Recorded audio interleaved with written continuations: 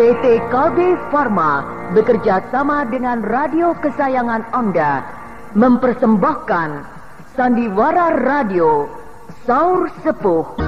Disajikan oleh Procold, obat flu yang dulu dibeli dengan resep dokter, sekarang dapat dibeli bebas di mana-mana. Dan Kalpanax, obat penyakit kulit yang ampuh khasiatnya. Diproduksi oleh Haravana Record. Naskah karya Niki Kosasi. Hiasan musik dan sutradara Indra Mahendra.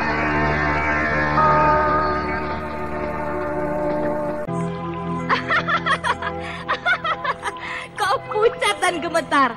Berarti kau tidak bisa ilmu lampah lumpuh. Ya, memang berat untuk bisa berpuasa selama 40 hari 40 malam. Hanya Brahma yang bisa melakukannya. Kalau kau paling-paling hanya bisa tahan puasa 3 hari. Itu pun sudah mau mati kelaparan. Ayo, mana ajian serat jiwa? Cepat keluarkan. Lawanlah aku dengan ilmu cipta dewa.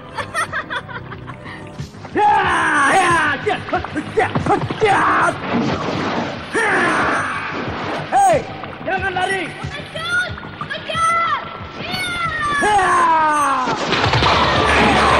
Bubar. Semuanya pada kabur, melarikan diri. Ayo kita juga ikut kabur, mengejar mereka. Raspati, taksi, tunggu. Garnis, Kak Garnis. Kalian ini bagaimana mementingkan dirimu sendiri? Itu lihat, Dewi Rara dan Anjani masih lemah. Belum sembuh dari luka dalam melawan hawa dingin dari hujan salju. Iya lupa.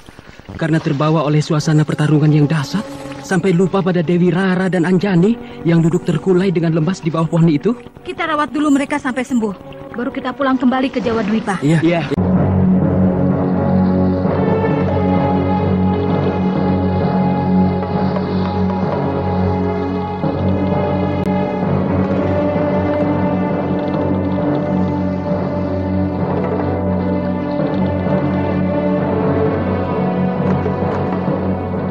Nakoda itu sangat baik terhadap kita, Kanjeng Adipati. Suhita. Iya. Kau tidak usah memanggilku Kanjeng Adipati lagi. Sekarang ini, aku bukan penguasa Kadipaten Jamparing lagi. Saya tahu itu. Tapi tetap saya akan memanggil sebutan Kanjeng Adipati. Ya, itu terserah padamu, Suhita. Apa artinya sebuah nama sebutan? Bagaimanapun juga Kanjeng Adipati telah menyelamatkan saya dan mempercayai saya sebagai Demang di Manggu dulu. Iya, itu dulu. Sekarang sudah lain keadaannya, Suhita. Iya, tapi saya yakin Kanjeng Adipati akan berkuasa lagi nanti. Walaupun entah di mana daerahnya. Suhita, kau jangan bermimpi. Jangankan untuk berkuasa. Mencari perlindungan dan persembunyian dari kejaran Silasmini dan Bentar asli pun sudah begini sulitnya. Yang penting kita jangan putus asa, Kanjeng Adipati. Putus asa tidak. Tapi ketakutan selalu menghantuiku. Aku benar-benar putus asa menghadapi Kadikjayaan Lasmini dan Bentar. Aku ngeri dibuatnya. Permainan belum berakhir, Kanjeng Adipati. Keadaan bisa saja jadi berbalik. Yang tadinya dikejar-kejar musuh, suatu saat bisa mengejar-ngejar musuh. Yang penting kita masih hidup. Dan dalam kehidupan, segala sesuatunya bisa saja terjadi. Mengapa tidak? Bukan begitu, Kanjeng Adipati? Iya. Rupanya sekarang kau menggantikan kedudukan Raspati sebagai orang kepercayaan dan sekaligus penasihatku. Kanjeng Adipati bisa saja.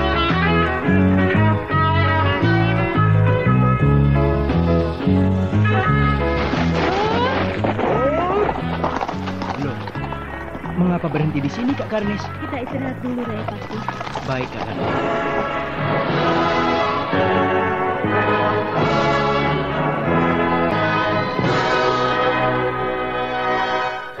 Pengejaran yang sangat melelahkan. Apakah mungkin si Bentar palsu dan Suhita mendarat di bagian timur kerajaan Madangkara ini, Kak Garnis? Itu masih tanda tanya, Rai Paksi. Atau mungkin saja mereka belum menginjakan kaki di bumi Jawa Dwipa ini. Atau bisa jadi mereka mendarat di sebelah barat? Kalau memang mendarat di sana, itu adalah tugas Dewi Rara Amiati dan Anjani untuk menghadangnya. Itu juga kalau cepat ditemukan. Ya, kita harus mengakui bahwa si Bentar palsu itu lihai dan sangat licin sekali. Mereka selalu bisa meloloskan diri dari kejaran atau kepungan kita. Saya ingin cepat mengetahui siapa sebenarnya si Bentar palsu itu. Semua orang-orang Madangkara juga mengharap seperti demikian, Rai Paksi. Iya, si Bentar palsu itu berhasil membuat malu hampir semua pembesar-pembesar Madangkara. Luar biasa. Memang daya tipunya luar biasa. Guru tipunya sangat unggul. Hanya sayang, mementingkan kejahatan daripada kebaikan.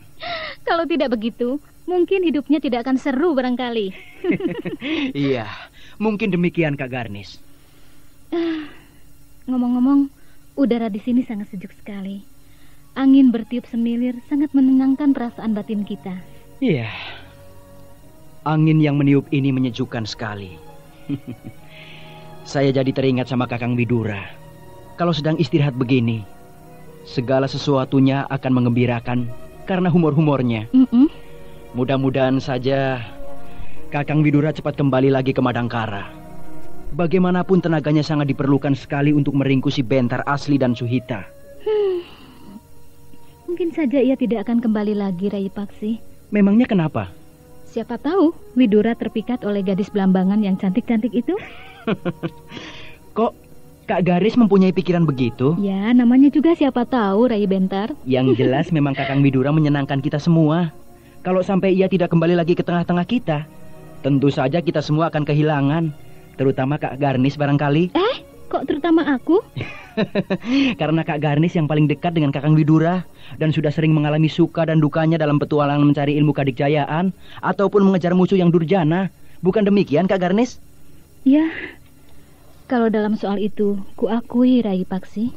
Saya mempunyai firasat bahwa Kakang Widura pasti akan berkumpul kembali di tengah-tengah kita.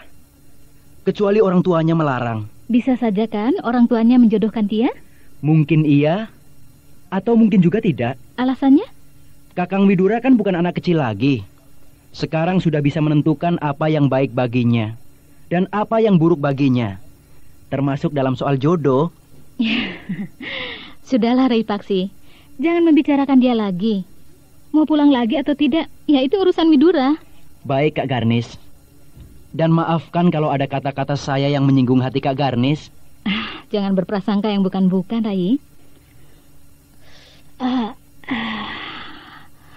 Aduh, ngantuk sekali. Aku mau tidur sebentar. Tidurlah Kak Garnis. Biar saya yang melek. Kebetulan saya tidak ngantuk. Terima kasih, Rai Paksi.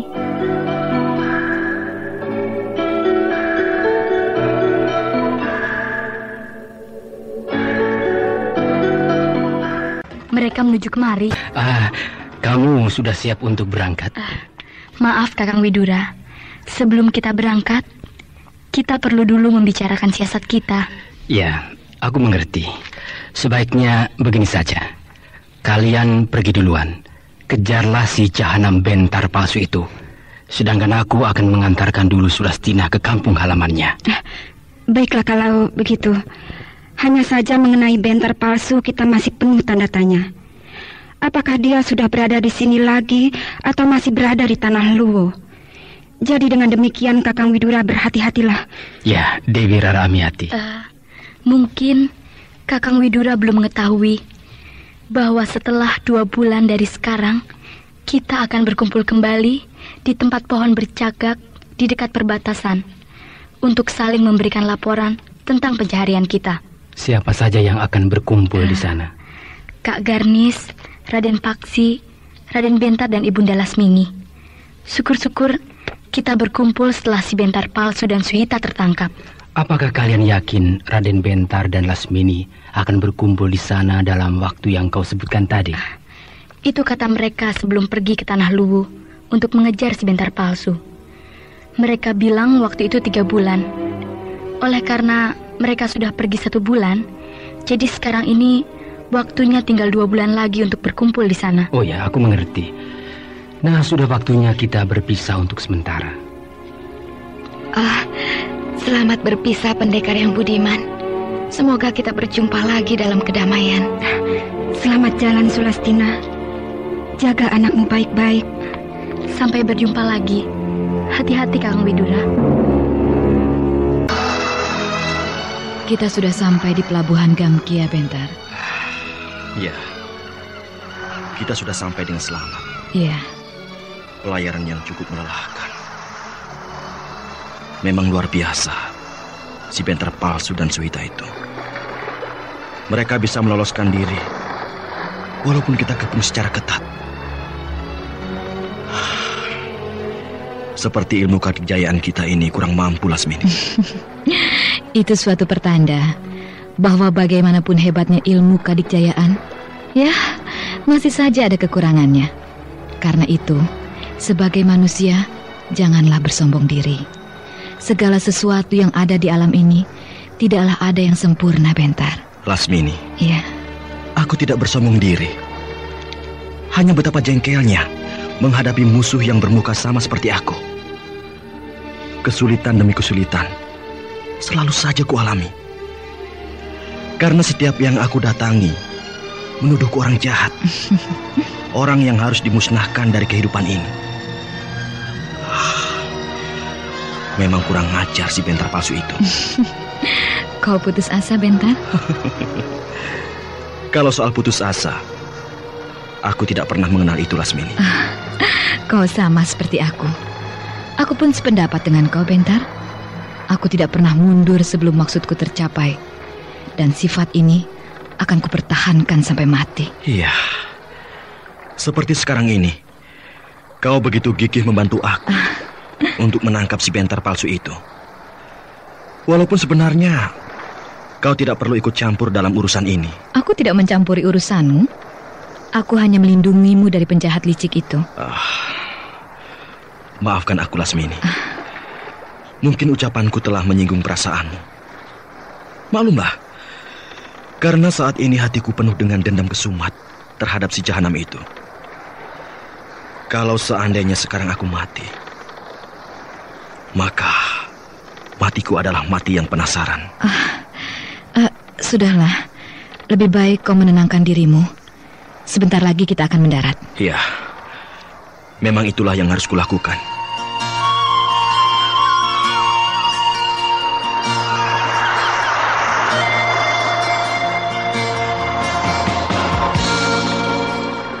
Kalau dipikir-pikir, seolah-olah kitalah yang menjadi buruan, selalu dimusuhi. Sekarang begini saja. Tutup saja sebagian mukamu dengan selendangku ini. Supaya wajahmu tidak ketahuan sebagai Bentar. Bagaimana? Ya, usul yang baik sekali. Mengapa tidak dari tadi kau mengatakannya, Lasmini? Aku juga baru ingat sekarang. Ya. Bagaimana sekarang wajahku, Lasmini? Nah, kalau begini, kau pasti akan selamat dari amukan orang-orang. Wajah Bentarnya tidak kelihatan. Ya, sekarang kita harus mencari kuda lagi. Itu perkara gampang. Nanti, kalau kita sampai di perkampungan, kita membeli kuda lagi. Persediaan uang kita kan masih banyak. Mendengar derap kuda menuju kemari. Siapa mereka? Mana aku tahu. Ayo kita bersembunyi di semak-semak itu. Itu, siapa tahu mereka perampok jahat. Aduh, diamkan bayi itu. Nanti ketahuan diamkan. Cepat diamkan. Mereka sudah dekat kemari.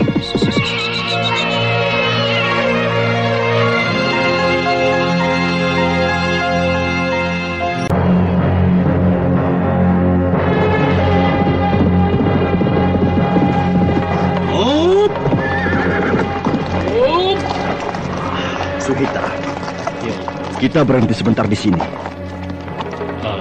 Apakah kita tidak membuang waktu, Kanjeng Adipati? Kurang ajar.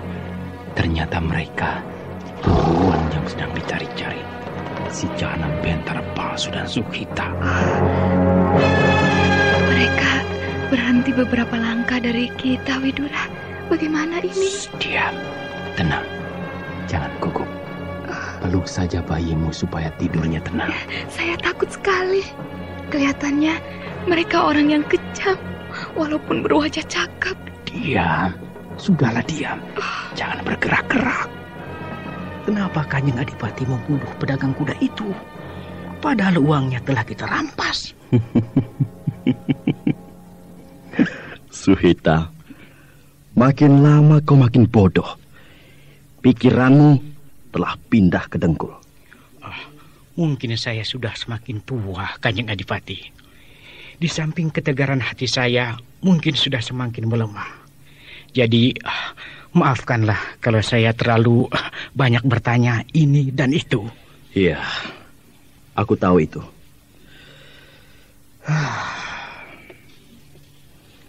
Kenapa aku bunuh si penjual kuda itu? Supaya kesan penduduk bahwa Bentarlah yang membunuhnya.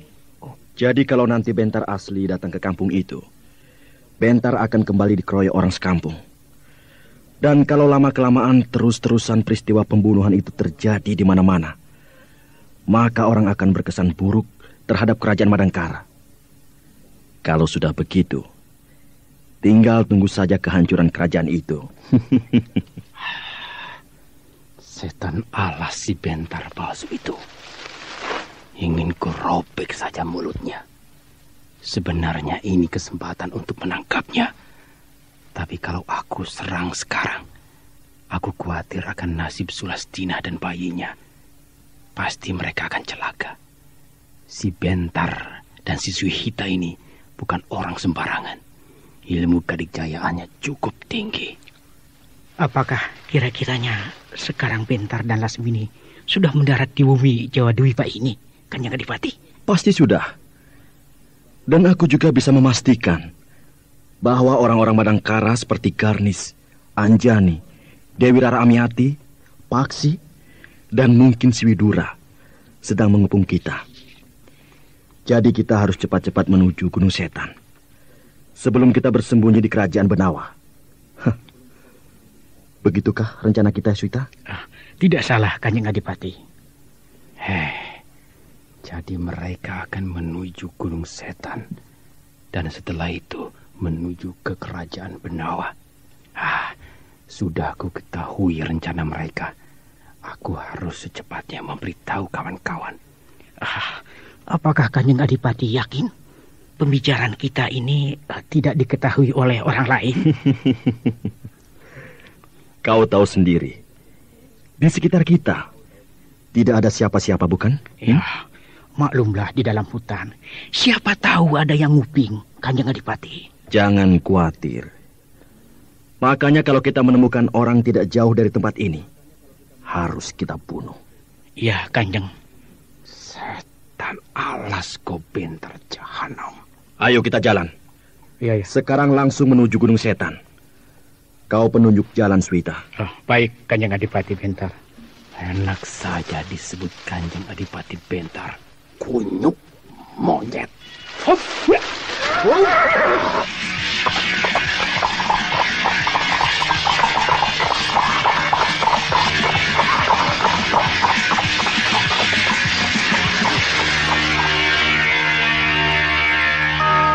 Sekarang kita aman, Sulastina. Siapa mereka itu, Widura? Mereka orang-orang jahat, pembunuh yang kejam. Tapi mereka menyebut namamu, Widura. Karena aku harus menangkap mereka, hidup atau mati. Kenapa tadi tidak kau tangkap? Aku memikirkan keselamatanmu dan bayi itu. Terima kasih, Widura. Sebaiknya kita tinggalkan tempat ini. Baik, Widura.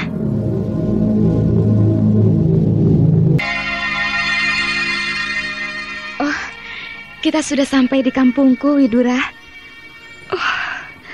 Kampung halamanku yang tercinta. Kita harus bersyukur kepada Yang Maha Kuasa atas keselamatan yang diberikan kepada kita. Tapi aku malu pada mereka. Aku malu, Widura. Malu kepada siapa, Sulastina? Malu pada penduduk kampung ini. Kenapa mesti malu? Malu karena membawa bayi ini? Mungkin penduduk kampung ini tidak akan menerima kehadiranku dan bayi ini. Alah, itu hanya anggapanmu saja. Kau tidak usah malu-malu. Kau anak orang kaya dan terhormat di kampung ini. Yang terhormat kan orang tuaku. Tapi aku telah kotor. Aku telah kotor. Sudahlah. Jangan menangis, Sulastina. Kau tidak kotor. Anakmu juga tidak kotor. Peristiwa yang menimpa dirimu semata-mata adalah kehendak Yang Maha Kuasa. Kau tidak usah menyesalkannya. Mungkin itu suatu cobaan darinya. Apakah kau kuat atau tidak menanggungnya? Apakah kau tabah atau tidak menghadapinya? Kalau kau ikhlas menerima itu semua, pasti Yang Maha Kuasa akan memberikan jalan yang terbaik untukmu. Percayalah, Sulastina. Tapi anakku ini anak seorang perampok. Ayahnya orang jahat. Ayahnya orang jahat, tapi anaknya belum tentu jahat. Apakah kalau ayahnya jahat, anaknya juga harus jahat juga? Oh, itu pikiran yang salah, Sulastina. Hendaknya kau jangan mempunyai pendirian seperti begitu. Kasihan anakmu, dia tidak berdosa. Apakah orang-orang kampung ini akan berpendirian seperti kau, Widura? Kita lihat saja nanti. Kau jangan mengambil kesimpulan sekarang. Dan jangan berprasangka yang tidak-tidak. Tapi aku bisa memahami perasaanmu. Tapi sudahlah. Mari kita pulang ke rumahmu. Baik, Widura. Berhenti! Kalian jangan bergerak. Kalian sudah dikepung. Kang Rungga. Jangan bergerak. Sulastina, minggir. Jangan menempel bajingan itu. Cepat minggir.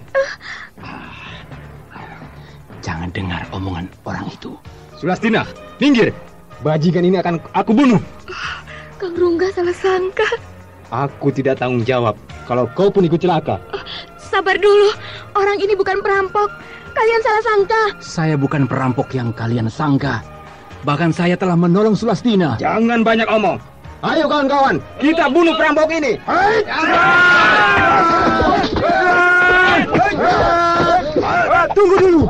Tunggu dulu. Kalian salah sangka. Sabar dulu.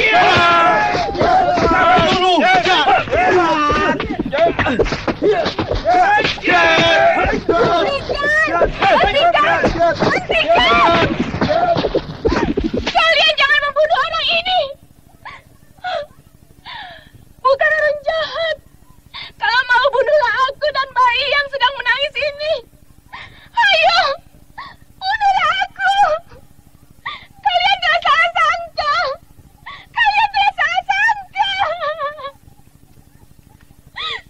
Demi Yang Maha Kuasa, aku bukan perampok.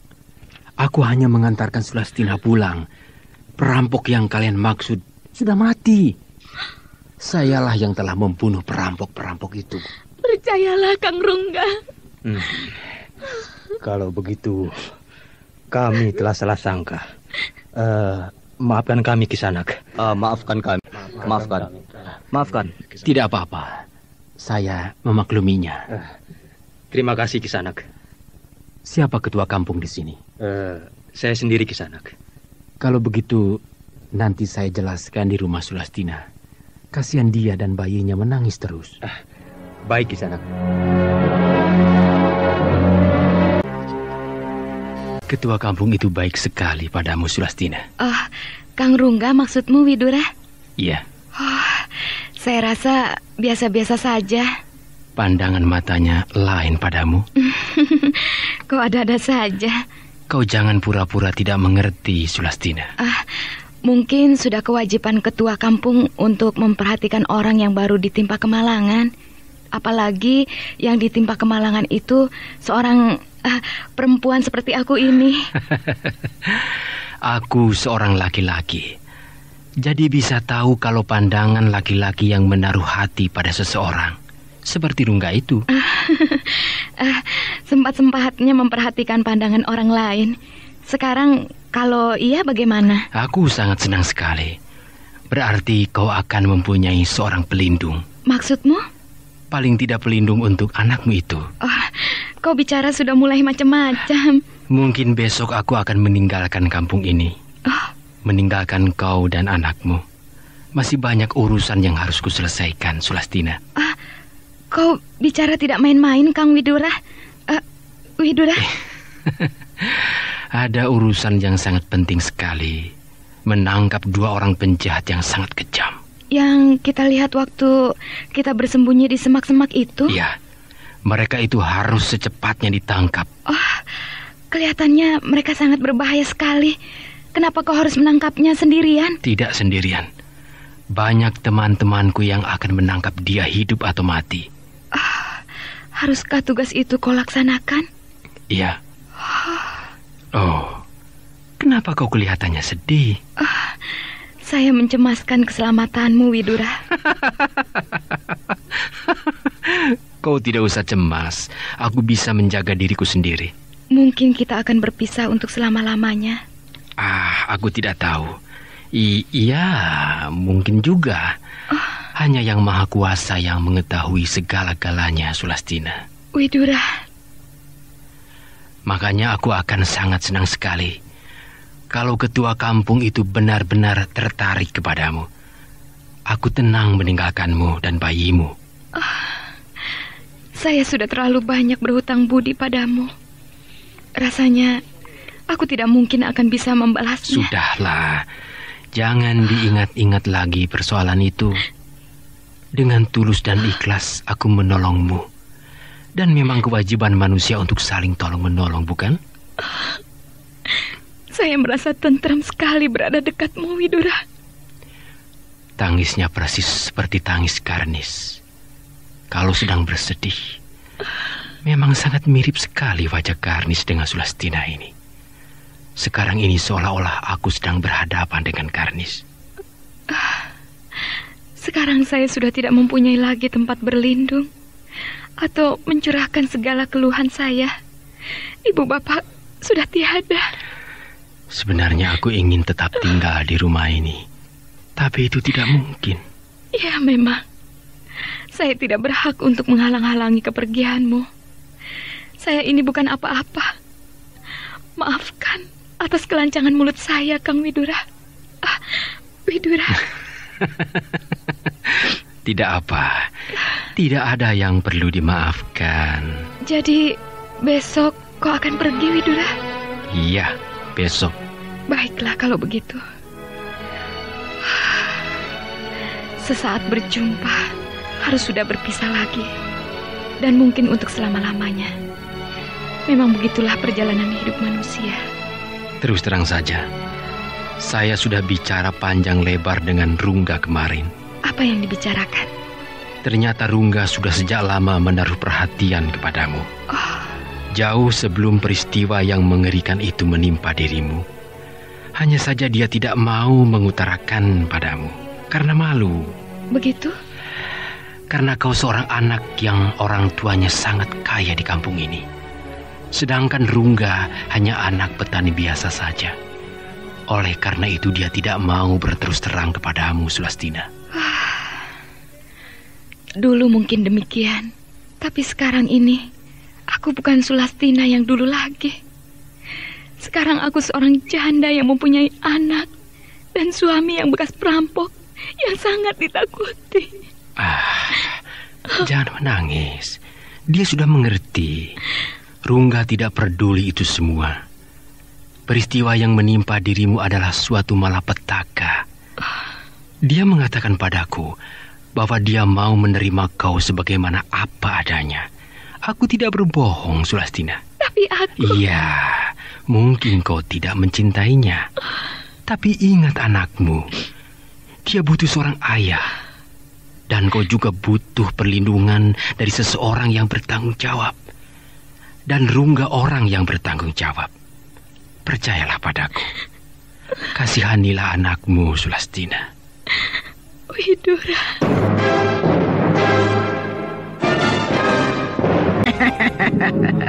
Baiklah, Nek Sihir. Perkenalkan, nama saya Bentar, Nek Sihir. Aku tahu namamu palsu. Kau memang cukup jahat. Dan kau sangat dendam sekali pada orang-orang Madangkara. Betul sekali, Nek Sihir.